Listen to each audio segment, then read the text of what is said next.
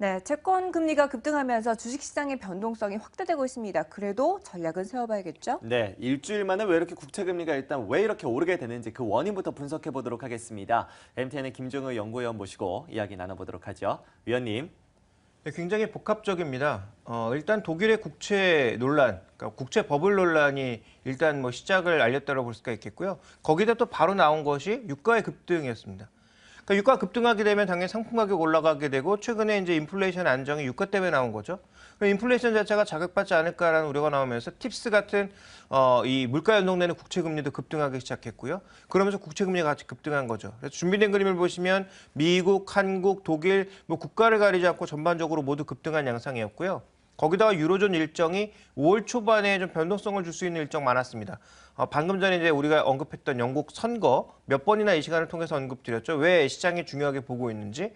그래서 스털링 가격의 향후, 그 영국 파운드와의 움직임이라든지 영국의 정책 움직임이라든지 이런 것들의 변수와 함께 또 하나 살펴보시면 지금 포르투갈이나 스페인의 이탈리아 국채가 모두 같이 급등하면서 그리스와 관련된 노이즈가 그동안 시장 영향이 없었지만 최근에 이 물가가 움직이기 시작하면서 물가가 움직일 것 같이 예상이 되면서 관련된 그리스 노이즈도 분명히 시장에 영향을 주었다. 그래서 이런 여러 가지 이유들, 물가 자극, 독일의 국채 논란, 거기다가 그리스 문제, 영국 선거까지 정치적 일정까지 엮이면서 굉장히 다양한 이슈로 금리가 오르고 있다. 이렇게 좀 볼 수가 있습니다. 네, 채권의 고평가 논란과 또 영국의 선거, 그리스 노이즈까지 현재 주요 원인으로 꼽고 있습니다. 그렇다면 가장 중요한 포인트는 뭘까요? 네, 결국 이렇게 금리가 오르면서 인플레이션 심리가 자극되었고요. 인플레이션 심리가 자극되다 보니까 결국은 미국의 금리 인상 시기가 지연된 것과 마찬가지로 달러가 약세를 보이면서 상품 가격이 강세를 보이는 양상을 나타냈습니다. 준비된 그림을 보시면 달러 인덱스가 최근에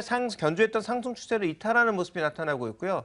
달러가 이렇게 추세를 이탈하는 과정에서 반대로 상품 가격은 모두 최근에 약세에서 반전을 보이는 그런 모습 보이고 있죠. 그래서 굴이라든지 뭐 알루미늄이라든지 아연과 같은 대부분의 제품 가격들, 거기다 유가까지 오르기 시작하면서 상품 가격은 전반적인 강세를 보였거든요.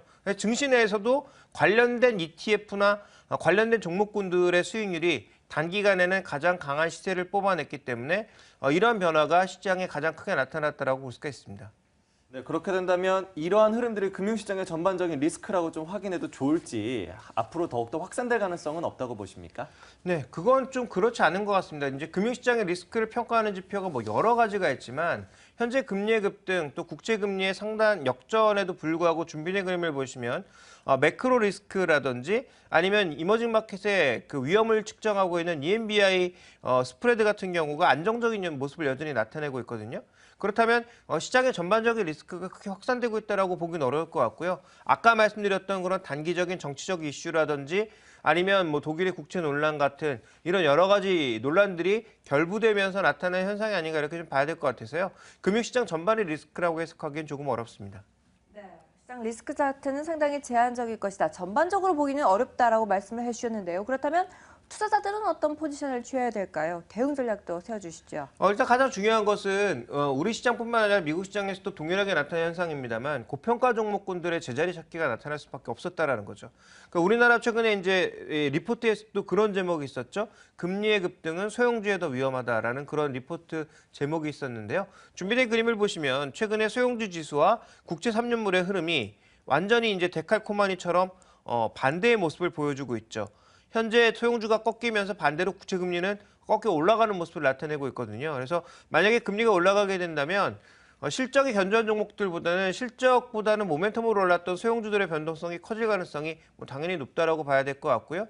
시장 내에서 가장 주목해 볼 만한 포인트는 고평가 종목의 제자리 찾기, 반대로는 저평가 종목의 제자리 찾기. 그래서 제자리 찾기가 가장 중요한 키 포인트고 그 제자리 찾기에서 전략의 핵심은 우리가 이제 저평가된 종목을 찾아내는 것도 중요하겠지만 내가 갖고 있는 포트폴리오에서 상대적으로 고밸류 종목군들이 있다면 그 종목의 비중을 줄여내는 것도 전략의 핵심이라고 봐야 될 것 같습니다.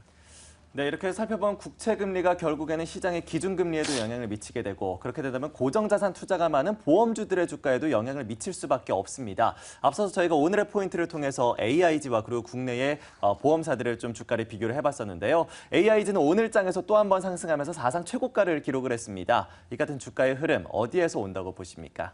네, AIG가 이제 새로 출범했기 때문에 이제 사상 최고가라는 표현을 아마 썼을 텐데 과거부터 AIG를 아시던 분들은 사상 최고가에 지금 한 4분의 1 정도 수준밖에 안 되죠. 과거에 이제 뭐 200달러가 넘었던 거는 주가가 뭐 20달러 아래까지 내려갔었고 거기다가 뭐 거의 파산 수준까지 갔다가 최근 살아나고 있는 거니까요. 그래서 그룹의 재평 과정에서 이제 뭐 사상 최고가라는 표현을 쓴 것 같은데 과거에 비한다면 아직도 턱도 없는 주가 수준입니다. 그렇지만 어쨌든 계속 주가가 올라가고 있는 이유는 규모를 키우고 있기 때문인데요. 준비된 그림을 보시면 글로벌 보험사들의 인수합병 흐름입니다. 아시아는 전반적으로 모두 유럽계를 사면서 유럽의 노하우를 배우려고 하고 있습니다. 왜냐하면 유럽 보험사들이 모두 역사가 굉장히 오래됐거든요. 그러니까 이쪽 노하우를 배우기 위한 지분 투자가 아시아 쪽에서는 거의 100% 진행되고 있는 것과는 달리 미국이나 유럽계 같은 경우에는 중동이나 아시아 쪽으로 적극적으로 진출하고 있는 것이 발견이 되고 있죠. 그래서 이렇게 서로 덩치를 키워나가고 있다는 거죠. 아시아계에서는 중국계를 중심으로 해서 유럽의 노하우를 배우기 위한 지분 인수가 나타나고 있는 것과는 달리 현재 성장성이 떨어진 미국이나 유럽계 쪽에서는 반대로 성장성을 위한 아시아 쪽의 지분 투자나 아시아계 쪽의 전반적인 지분 인수가 확대되고 있다는 것이 핵심이고요. 이렇게 덩치가 커지면서 또 최근에 금리가 올라가면서 예상했던 것보다 실적이 잘 나오고 있습니다. 그러다 보니까 지난 위기 이후로 AIG는 가장 높은 주가 수준을 현재 보여주고 있다. 글로벌 시장의 보험업계는 이런 흐름들이 반영되고 있다라고 봐야 될 것 같습니다. 네, AIG는 점점 규모를 확대시켜내면서 파산 직전에서 사상 최고가까지 올라와 있습니다. 그렇다면 국내 보험사들 그 안에서도 삼성생명이 일단 저점을 통과하면서 빠른 회복세 보여주고 있는데 매수 타이밍으로 봐도 될까요? 네, 일단 우리 시장의 보험업종은 글로벌 트렌드는 아니죠. 왜냐하면 해외 쪽으로의 진출이 아직까지 미약하거든요. 물론 삼성화재나 삼성생명이 적극적으로 해외 진출도 하겠다라고 얘기를 했습니다만 이게 어떤 성과를 낼지는 아직은 지켜봐야 될 것 같고요. 그런 관점에서 악재들을 어떻게 해석해 나가느냐가 핵심이 아닌가라고 보여지는데요. 준비된 그림을 보시면 금리가 바닥을 찍었다? 이렇게까지 아주 확실하긴 어려워도 어쨌든 방향성 자체가 이제 더 이상 아래로 내려가기보다는 뭐 터닝을 하거나 이 정도 수준에서는 보합세를 보일 가능성이 좀 더 높아지고 있죠. 그래서 금리가 계속 내려가면서 역마진이 나타나는 것이 가장 큰 주가의 부담 요인이었는데 이런 부분들은 이제 해소되고 있다는 것이고요.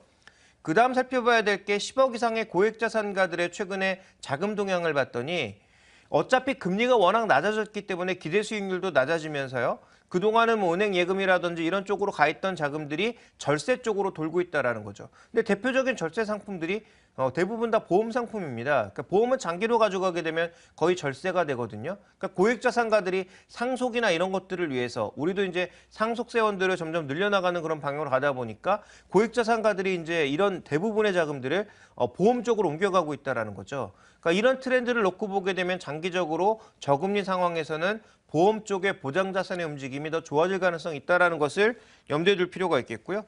그 다음에 이제 결정적으로는 삼성생명의 가치가 그렇게 비싸지 않다라는 거죠.